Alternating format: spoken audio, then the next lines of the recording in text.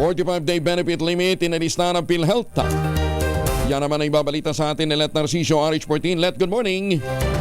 Inanunsyo ng Malacanang ang pag-alis ng Philippine Health Insurance Corporation sa 45-day benefit limit.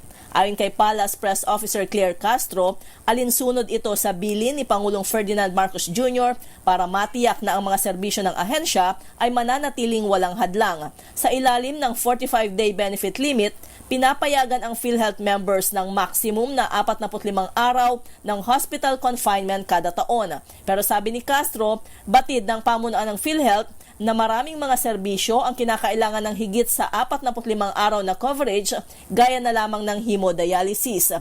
Una nang pinalawak ng PhilHealth ang kanilang hemodialysis package kung saan tinaasan ang coverage mula 90 sa 156 sessions kada taon. Sa hiwalay na pahayag, sinabi ni PhilHealth Acting President and Chief Executive Officer Edwin Mercado na nais ng pamahalaan na ang mga Pilipinong may malulubhang sakit, chronic conditions o di kaya nangangailangan ng mahaba-habang pagpapaospital ay patuloy na makatanggap ng serbisyong pangkalusugan nang hindi nag-aalala na sila ay mababaon sa utang. Ito si Let Narciso para sa DZRH, una sa Pilipinas, una sa Pilipino. Maraming salamat, Let Narciso.